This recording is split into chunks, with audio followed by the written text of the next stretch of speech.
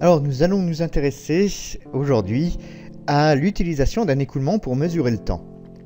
Et pour ça, on va prendre un récipient, on va mettre différentes graduations qui vont être régulièrement espacées, et ce qu'on espère, c'est qu'au fur et à mesure que le liquide va descendre, eh bien, on aura un écoulement régulier qui sera donc proportionnel au temps qui sera passé. Alors là, se pose la question de savoir si toutes les formes vont donner un résultat identique. Là, j'ai représenté trois formes. La première, on a un récipient qui a un rayon régulier. Ici, le rayon augmente au fur et à mesure qu'on s'approche de l'orifice de sortie. Et là, c'est une forme plus de pot avec un rayon qui est de plus en plus grand au fur et à mesure qu'on s'éloigne de l'orifice. Est-ce que tout répond à la question de la même manière ou est-ce qu'il y a une forme optimale ? Alors, le point important pour répondre à cette question, c'est de connaître la vitesse qu'on a à la surface de l'eau. Si la surface de l'eau bouge à une vitesse qui est constante, qui est régulière au cours du temps, ça marche, on a une bonne horloge.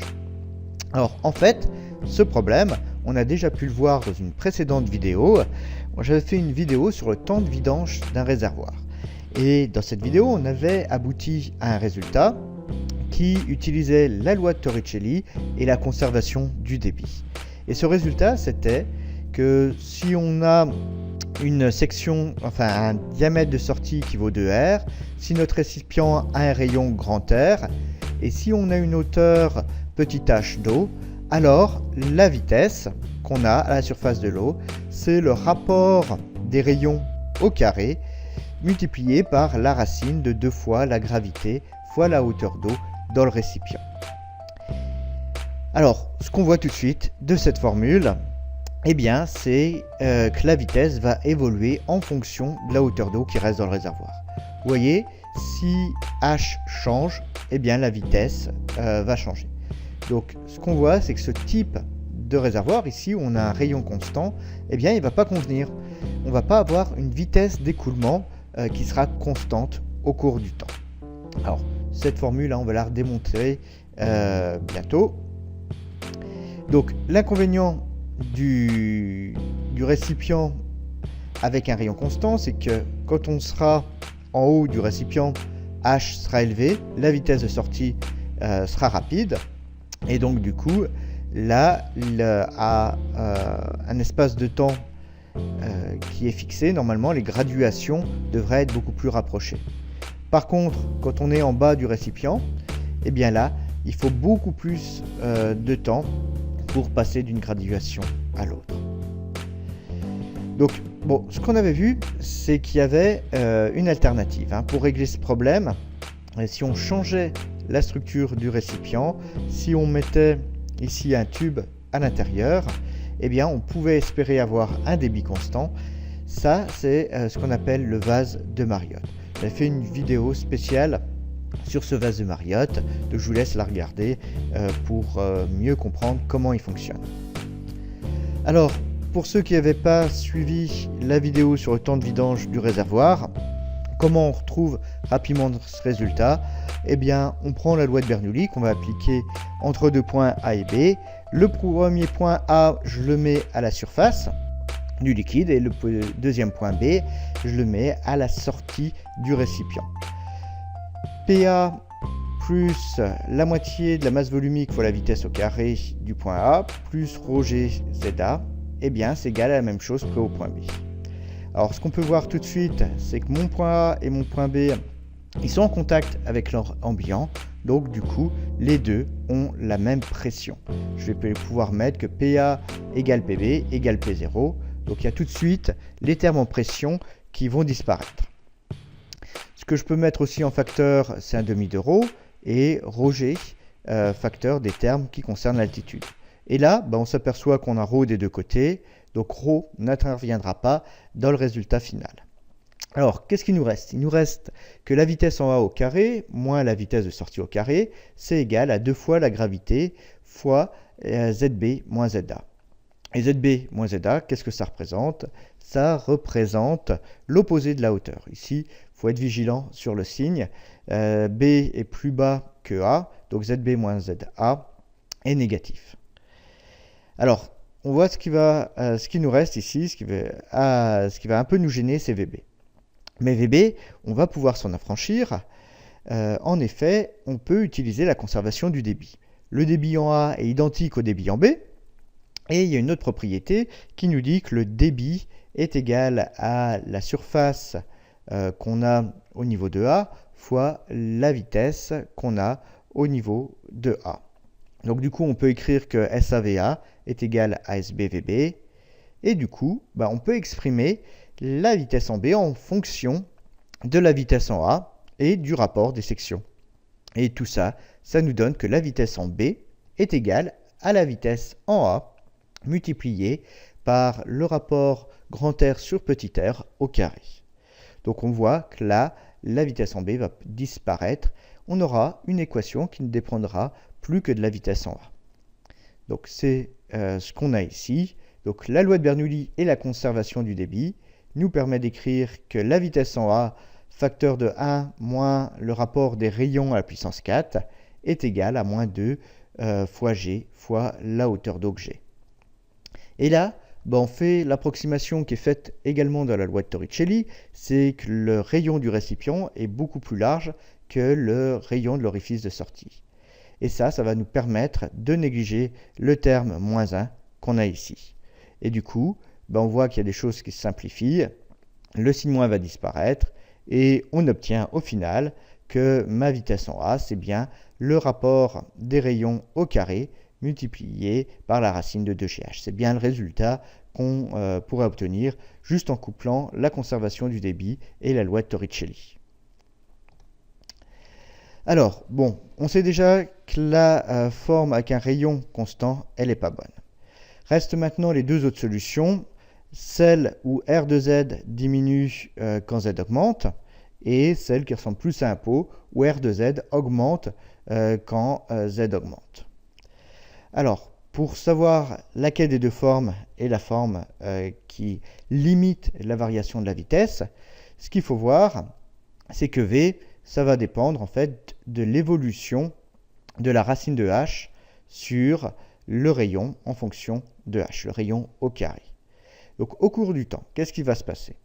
H de t diminue. Donc on va avoir un numérateur qui va progressivement diminuer.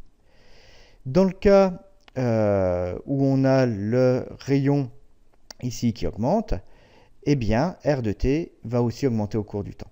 Donc pour ce cas-là, on a H qui diminue, qu'on va diviser par quelque chose qui augmente. Donc ça va accroître encore sa diminution. Et donc V de t va diminuer de manière encore plus rapide que dans le cas où on a un rayon constant.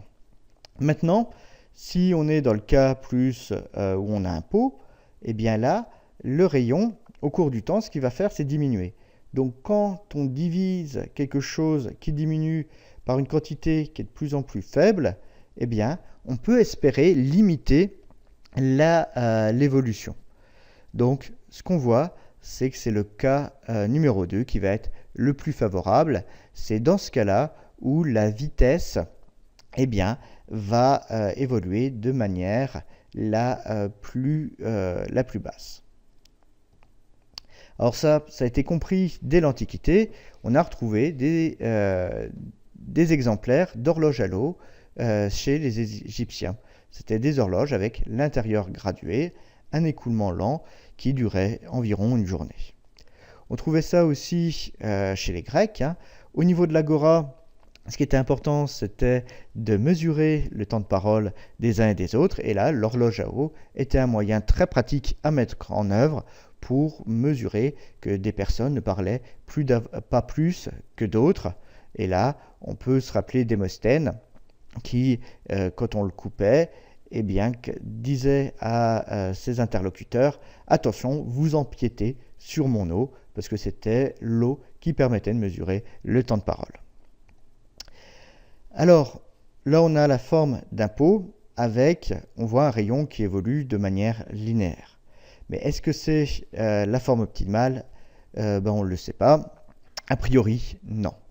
Donc là, ce qu'on veut, c'est trouver le profil optimal à mettre en œuvre pour avoir vraiment une vitesse qui est constante. Et ça, ça va être tout simple à trouver parce qu'on a déjà fait tout le travail. on a déjà trouvé la vitesse en fonction des paramètres du système, c'est-à-dire le rayon de sortie, la gravité et le rayon en fonction de Z qu'on a dans le récipient. Donc là, ce qui suffit, c'est de reprendre ce résultat et d'exprimer le rayon en fonction de la vitesse qui maintenant, ici, est supposée constante. C'est notre objectif. Et ce qu'on trouve, c'est que le profil optimal, ça varie en fonction de la racine quatrième de Z. Donc ce n'est pas forcément ici intuitif, cette variation en fonction de la racine quatrième, mais c'est le résultat que nous donne tout naturellement le calcul qu'on a effectué précédemment. Donc voilà le profil que ça donne. Donc ici, ce n'est pas une forme linéaire, ce n'est pas non plus une forme parabolique, ça c'est une évolution du rayon en fonction de la racine quatrième de Z. Alors quand on a cette forme et qu'on pense à la mesure du temps, bien sûr, ce qui va venir tout de suite à l'esprit, c'est de mettre cette forme-là sur la même forme inversée, faire un récipient qui va être bouché des deux côtés et qu'on pourra ensuite retourner. Et comme ça, on pourra encore plus facilement mesurer le temps si c'est des petites durées qu'on souhaite mesurer. Bien sûr, ça fait penser au sablier dans lequel on remplace l'eau, le liquide, par un milieu granulaire. Donc là, c'est des exemples de sablier. Alors, est-ce que le sablier fonctionne exactement de la même manière? Eh bien non. Il y a une petite nuance qui a toute son importance dans le cas du sablier, c'est que quand on regarde la vitesse de sortie, c'est pas la hauteur d'eau, enfin la hauteur du milieu granulaire qui va jouer, c'est le rayon de l'orifice. Ainsi, la vitesse de la surface du sable, ce sera proportionnel au rayon au carré fois la racine de 2GR. Ça, c'est la loi de Beverloo. Donc là, ce qu'on voit, c'est qu'on a beau rajouter du sable au-dessus de la colonne de sable, ça ne va pas influencer la vitesse de sortie qu'on a de l'orifice. Ce qui est différent du cas de l'eau, où si on rajoute de l'eau, ça augmente la vitesse de sortie. Donc, on voit qu'à travers cette loi de Beverloo, la vitesse ne va pas dépendre de h, et donc elle va être constante au cours du temps. Donc pour le sablier, on n'a pas le problème de la clepsydre. La forme du récipient n'aura pas autant d'influence que pour la clepsydre. Il faut quand même avoir une forme assez évasée pour que le sable puisse bien s'écouler dans sa totalité. J'en ai fini pour cette petite vidéo où on utilisait un écoulement de fluide pour mesurer le temps.